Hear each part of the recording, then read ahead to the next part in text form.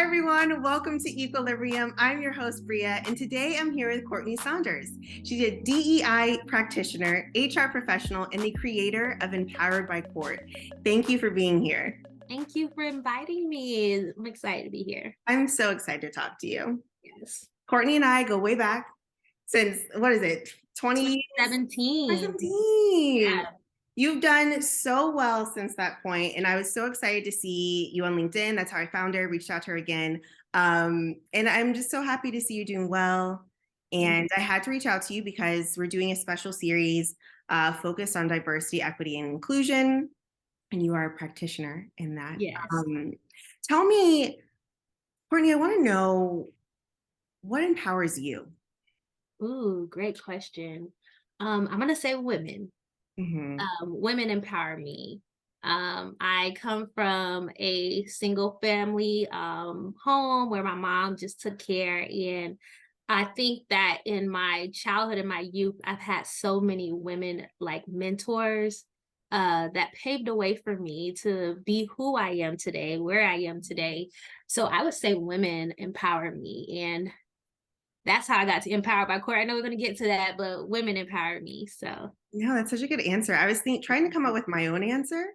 yeah. Because it's such an interesting question and not something that you think about daily. Just kind of like what's motivating you, what kind of keeps you going. I Mhm. landed on my family. That was the Yeah. answer to that question. Um, a lot of the things that you are also empowered by is your faith. Have you Mhm. always, growing up, was that always something that was a part of your life? Yeah, I grew up in the church, and I was the person that actually liked going. You know how some people like they're raised in the church and it's like, oh, I'm tired. We're going to church again. I enjoyed it. I am very heavily built on biblical foundations. Like I enjoyed reading when I was younger. So I share this often more recently that I feel like I'm the strong leader that I am today because of biblical principles and being in the word and just knowing how to navigate with people. I think the Bible teaches grace. It teaches emotional intelligence, if not directly the way it is today, but it teaches you how to deal with others. And that's made me a great leader. So definitely faith empowers me as Yeah. well. I remember, when I first met you, and I think you're a little bit younger than me, but I just remember how, we were going through, well, I was going through a lot, and you were just always so level-headed and always like, it'll work out, it'll be Yeah. fine. So it's always great to talk to you back in the day. Um, what would you say is, a Bible verse or something that really speaks to you? Ooh, great question. So there's a few. So one, I think it's Colossians 3:23. This is actually one of my favorite Bible verses. And at the time when we worked together, I actually had this at my desk. Don't quote me on the exact. But it basically says, do all things as if you're doing it unto the Lord. And for me, that taught me to always operate in excellence, no matter where I am and who I'm doing it for. We are brought here to serve. So in our day jobs, we are serving someone. We're reporting to our managers. We're meeting some type of company goal.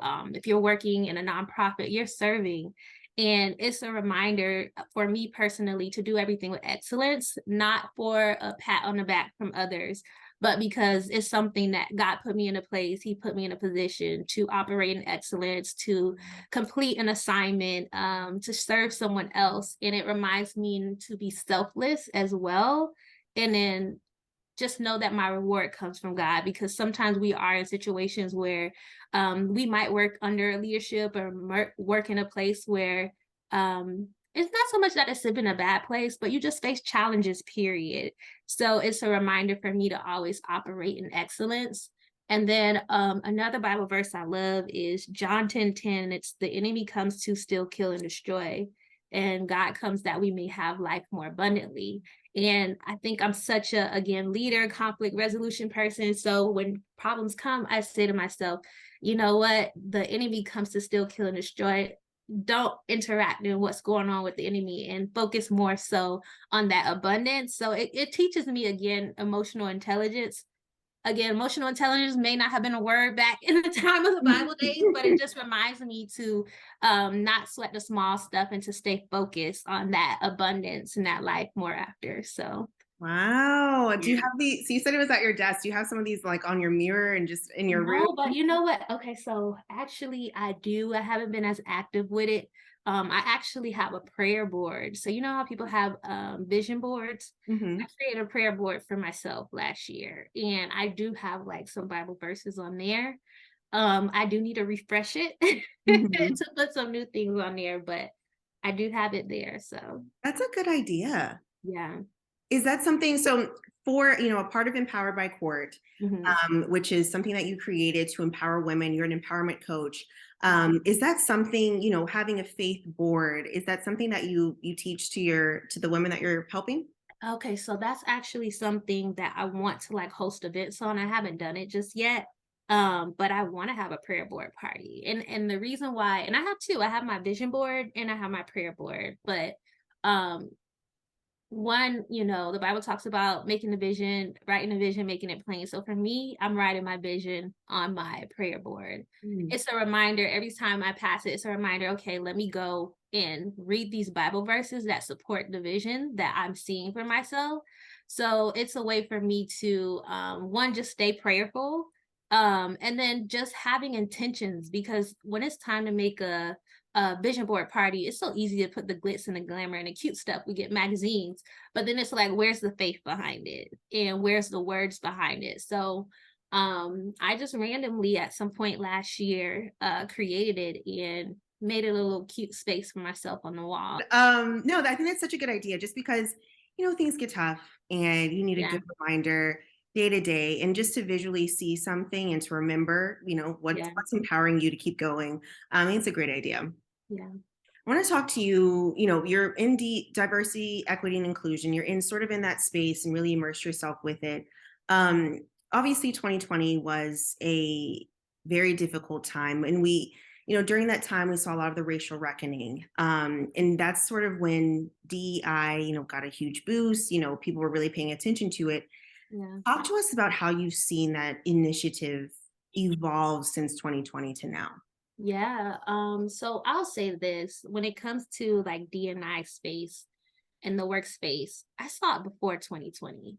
I think that the corporate spaces made a lot of noise in 2020. So for me, my personal experiences with D&I and involvement goes before 2020. I just want to throw that out there. Mhm. But since then, like I said, there's been a lot of noise from corporate spaces there. So I feel like there's a lot of companies that are taking the step to include D&I efforts in their like mission and vision overall in their company. They're creating space, and not just space, but budget. So I see a lot of evolution going on currently with the company that I work for, Ultimate Chronos Group. We have different employee resource groups, and that's where I was sharing with you before that that's where I serve in the D&I area within my company.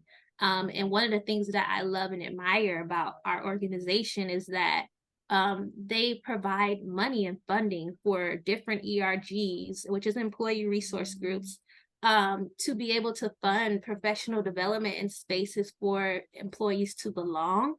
So I've seen a lot of that over the years, just companies not only just putting up a poster, but also putting funds and putting opportunities, not just for leadership face, but for employees to get involved. And I think that I'm proud of my company in particular, and I'm proud of seeing all the different companies that stand up and not just put up a sign, not just, give you a day here.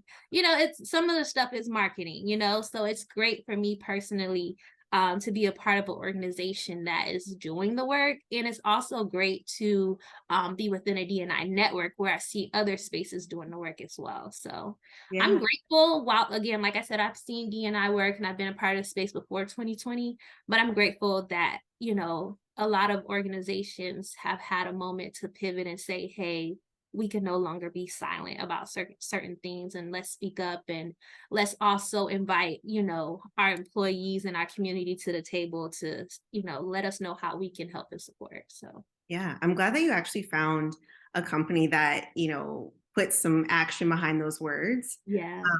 Because you definitely see a lot of companies are like, oh yeah, we have this initiative and like we Yeah. hired two people, but what are you actually doing? Yeah. As you know, you're also in the HR space, and I think you're a great HR professional. Thank Um, you. what are some, and also as an empowerment coach, what are some of the issues that you're seeing? A lot of the employees coming to you to talk about, and sort of how are you helping them navigate? Yeah, so okay, right now I'm working as an HR project manager, so I'm not involved with employee relations currently so much. But in the past, a lot of it is training and development for leaders. That was like a big piece for me. And also just that belonging space. And I've shared this recently in most corporate spaces where I've worked. I'm like the only person of color on my team, so then there would be those issues of one just being a minority, dealing with microaggressions, just dealing with racism, the R word we never like to use. Yeah. And then also I would even say is training and development, just taking it back there. One, having an organization that has the ability to continuously develop you, because a lot of times you either get to a point where you are stagnant because you just choose to be comfortable, or you're at a place where it's like, I need a push, I need an elevation, I need an opportunity for myself as well. So I would say just opportunities for development. If you look aside from some of the employee relations piece and look at the growth opportunity, sometimes people will leave companies because there's no growth opportunity. There's no way for me to be further invested into. So it's like, if I'm investing my time into your company, I want to be invested into as well. So Girl, I'd yeah. say that. Yeah, I that last piece you said there, where Yeah. you're investing your time, they need to be investing in you completely. Right.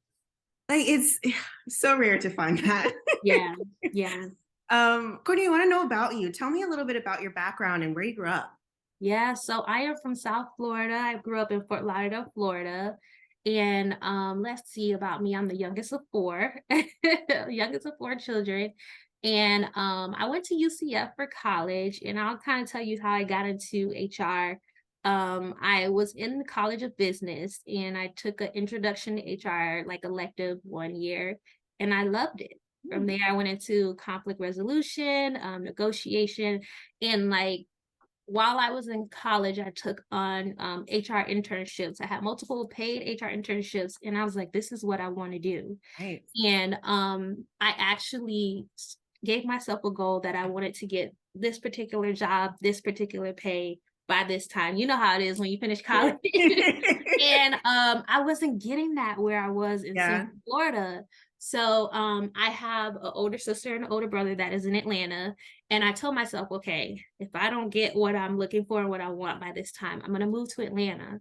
And at that time, that was the place to be as a young Black professional. So it was like, well, I want to say at that time, currently as well. Yeah. So I had a plan. I was like, my in on this date.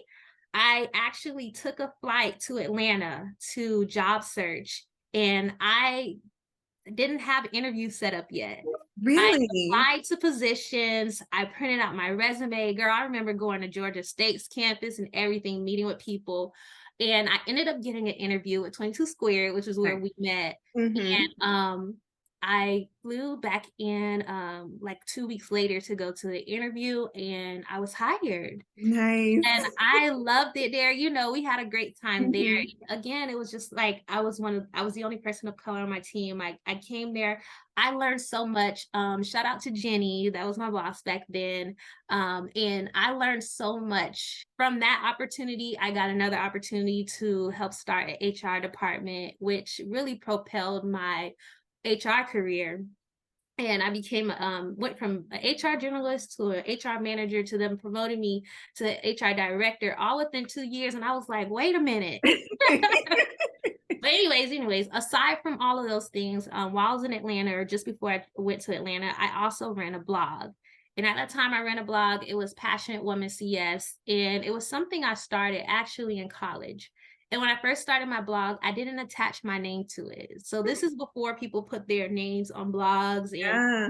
or it was like, you know, brand yourself. On So Tumblr. it was Passionate Woman CS, and the CS stood for my initials. That was the only thing that gave my identity. And my tagline was turning negatives into positives. And I would write like stories on just life lessons and things that I was going through. And it was about health, it was about relationships, it was about, you know, career. And I would put that out. So while I was in Atlanta, and I kind of want to go back to this before I jump into the rest of my career story. But while I was in Atlanta, I also worked with what they called Black Bloggers United. We were called BBU. And I was one of the regional directors, co-regional directors for Atlanta. And I also did it in Orlando temporarily. And I connected with other creatives. And I was new to Atlanta. Again, I just packed my bags. I had a plan and I got there. So I had to make a friend group. And one of the things I did was start a book club. So I had this book club going, and Where this was I, Courtney? girl, I was, you know, even though Mm. I was sharing it, I would have so many people pop up. I don't promote myself at all, honestly. I'm not gonna lie. I could do better. Even with like We my can all do better. Instagram, I have stuff on there, but I don't over promote myself. But I always feel like the people who need me, they find me, and it always works out that way. Hmm. But while I was there in Atlanta, I started the book club, and the first book, it was like some of my friends that I made, some strangers, and there was a book that we read, and it talked about just different women issues. And I had like my second book club, and no one read the book.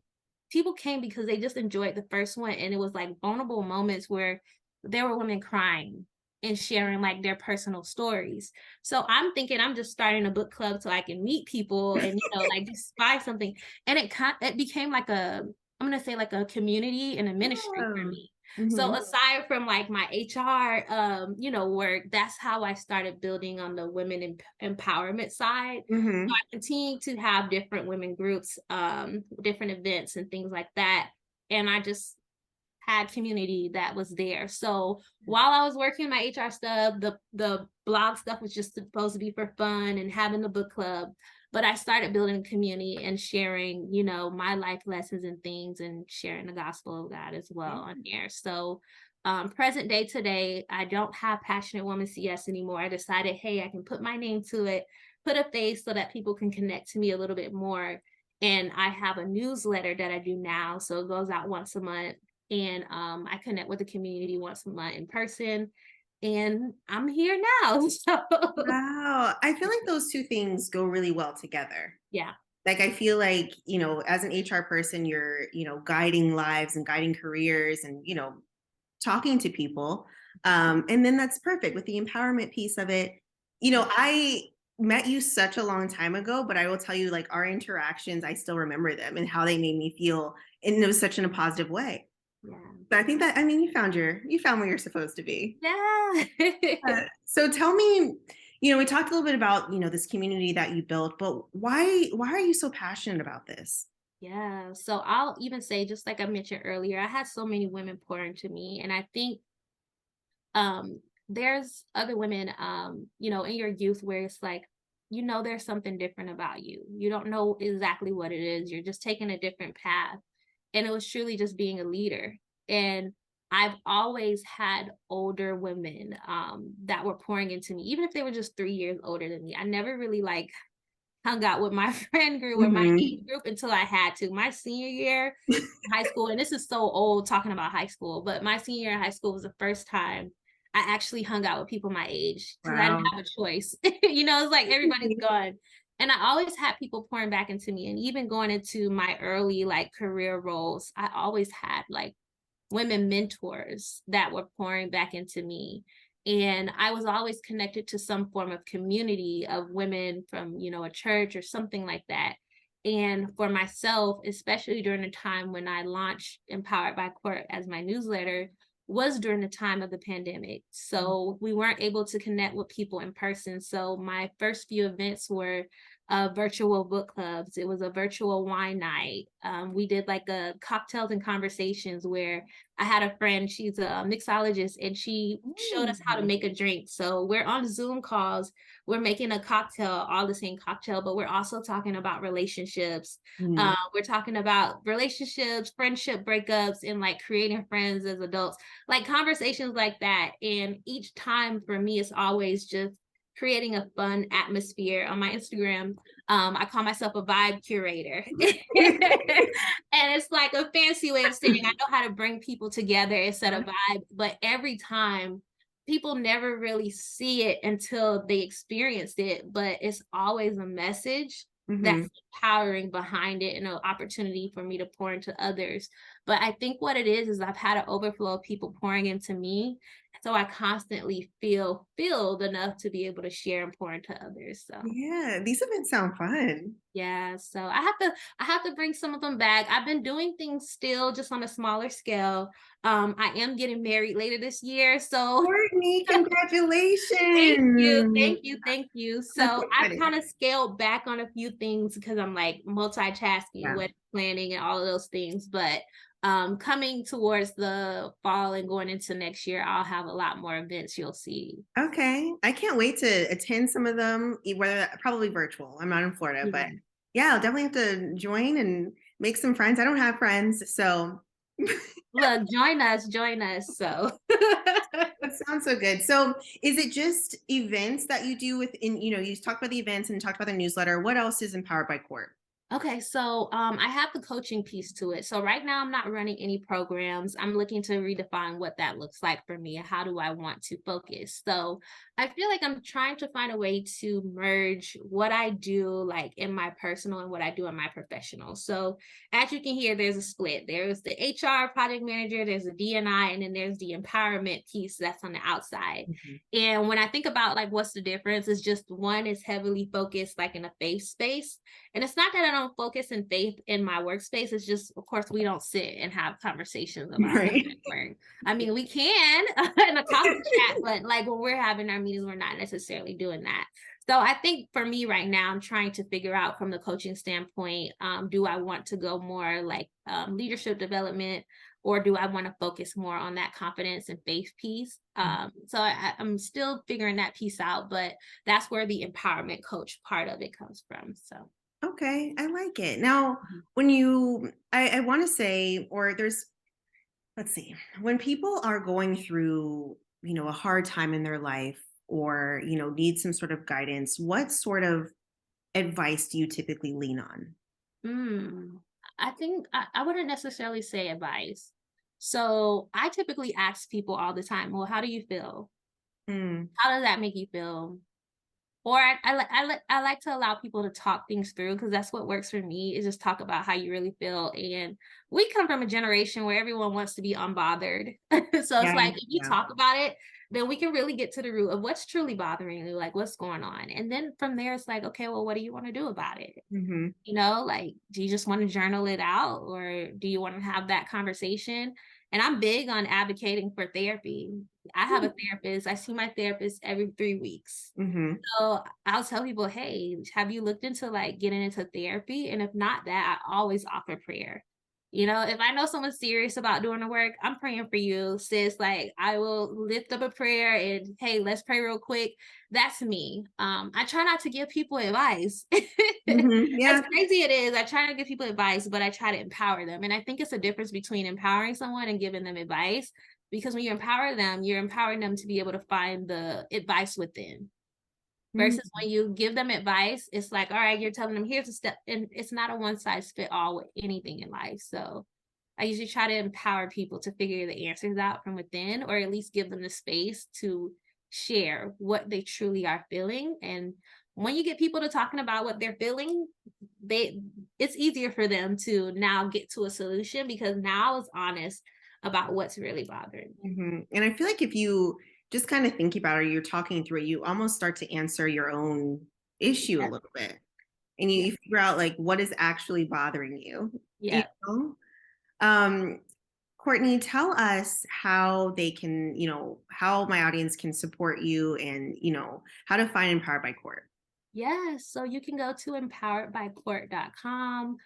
You can find me on Instagram at empoweredbycourt and sign up for my newsletter. That's how you can support me. Again, I have my newsletter. It goes out once a month. So it's the first Sunday of each month that it goes out. I have a monthly prayer call. It's the first Sunday of each month. And then the last Thursday of each month, I go live on Instagram. And every now and then I switch it up where I'll send out a Zoom link so that we can all come in and see each other. So I'm actually doing that for the first time today. Today is Oh. Wednesday, but my birthday is this Friday. Tony, happy early birthday. Thank you. Thank you. So I'll be traveling. So I send updates to the newsletter and I let them know, hey, I'm traveling this Thursday, for doing some personal travel. So we'll meet. So tonight we're gonna all connect and you get to have some one-on-one time with me. I sometimes don't want to talk to myself like on Instagram. So it's like, you know what, tonight we'll be on Zoom so I can get some further interaction. But what I will say that you will get out of supporting me is just continued empowerment. I do this because I personally feel like it's a calling and assignment that God's given to me. I'm honoring it regardless of who shows up and who signs up. So what you get out of it is empowerment. And I will just say, as a human, when you are walking in your purpose and your assignment, it's not always easy, but when you do see a face showing up, that makes you feel good. So while I don't do it for, you know, a particular person or people, I do it as my obedience. It does feel good when you see people. It's like, Yeah. all right, I'm making this for a reason. And Yeah. even with me scaling back on some things, I spend a lot of time on my craft because for me, I'm always like, you know, I want to make sure I'm doing what God's asked me to do. So sometimes I'm like, okay, God, well, what you want me to do? Or what do you want me to say? And I'm always very prayerful and intentional before I interact with others because it's so easy.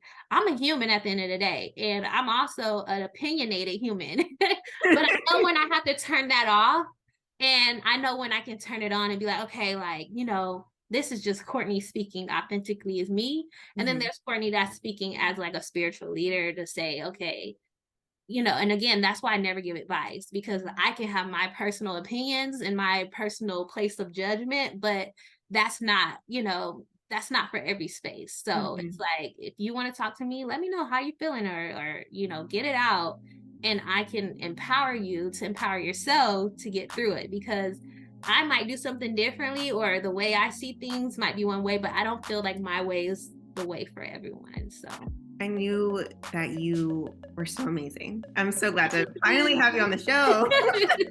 Thank you so much for having me. Yeah, thank you for doing it. And we will definitely sign up and stay in contact, schedule one-on-ones just to check in. Let's do it. Happy early birthday. Congratulations on your you. wedding. We will talk to you soon. Thank you, Courtney.